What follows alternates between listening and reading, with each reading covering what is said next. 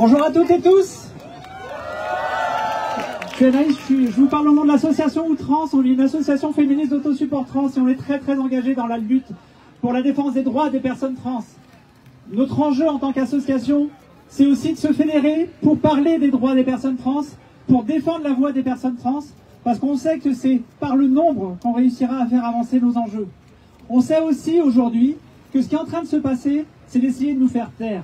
C'est d'essayer d'installer une forme de terrorisme partout pour toutes les personnes qui, à un moment ou à un autre, voudraient accompagner positivement une personne trans et pour toutes les personnes trans qui voudraient simplement vivre sa vie au grand jour. Le sujet est là. Tout ce qui est en train d'être fait, que ce soit au niveau du Sénat avec cette proposition de loi immonde, que ce soit au niveau du Rassemblement national à l'Assemblée nationale avec la même type de proposition de loi qui a été déposée, que ce soit par les différents bouquins dont le dernier est sorti et qui n'a toujours pas été dénoncé par la ministre en charge de la lutte contre les discriminations. Est-ce qu'on a une ministre en charge de la lutte contre les discriminations? Est-ce que vous pensez aujourd'hui réellement qu'on est défendu dans un État dans lequel la ministre en charge des discriminations continue à laisser faire des discriminations fondées sur l'identité de genre, nos discriminations, où elle continue à nous discriminer directement?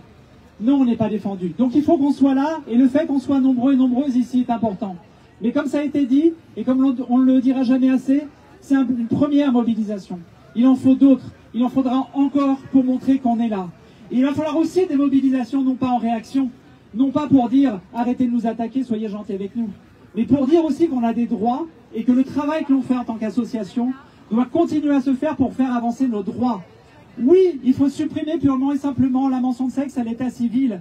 Mais si on ne commence pas maintenant, on ne fera jamais. Donc, ensemble, demandons la suppression de la mention de sexe à l'état civil.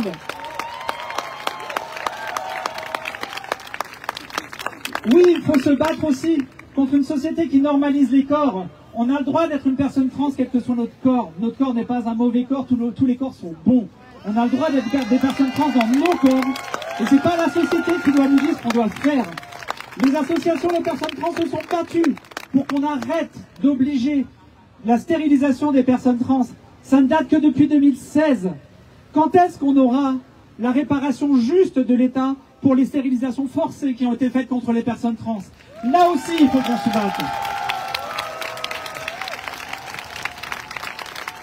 Il faut continuer à se battre, et se battre contre ce terrorisme qui est imposé par la petite sirène Hippomonie et toutes leurs potes.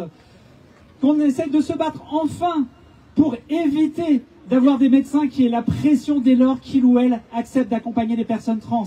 Aujourd'hui, on fait l'aumône quand on est une personne trans et qu'on veut faire une transition médicale. Parce qu'on a le droit aussi de faire les transitions que l'on souhaite, et simplement celles que l'on souhaite. Nous sommes des associations transféministes, nos corps, nos choix, nos corps, nos choix, clairement.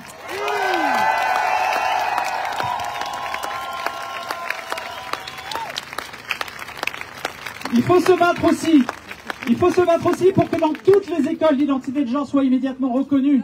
L'identité de genre n'est pas la propriété des parents. L'autorité parentale ne s'applique pas dès lors qu'elle se fait avec la violence du mégenrage de certains parents.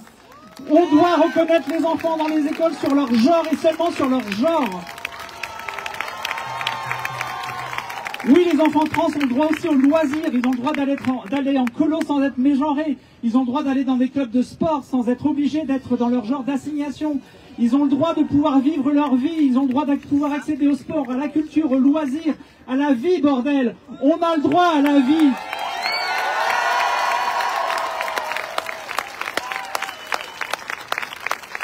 Il faut qu'on continue aussi à s'attaquer à toutes les menaces qui sont faites contre les personnes trans et qui nous précarisent tous les jours, en permanence.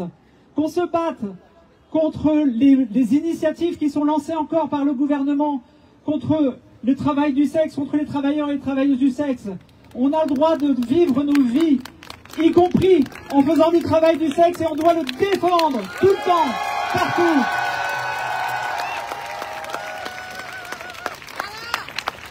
Alors là, on va avoir des rendez-vous qui vont arriver. On va avoir des rendez-vous qui vont arriver à l'Assemblée nationale et au Sénat, enfin d'abord au Sénat, j'espère jamais à l'Assemblée nationale. On va avoir le 28 mai le vote de cette proposition de loi. On est suffisamment nombreux et nombreuses ici pour faire entendre nos voix. Vous avez chacun et chacune la possibilité de faire entendre vos voix.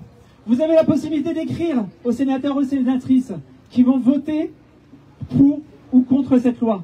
leur dire vous devez être présents et présentes dans l'hémicycle pour voter contre cette loi immonde.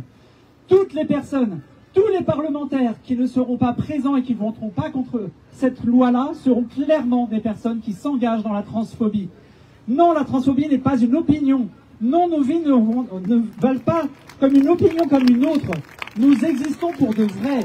Nous ne sommes pas simplement une partie d'un débat. Nous sommes là, nous sommes présents et présentes.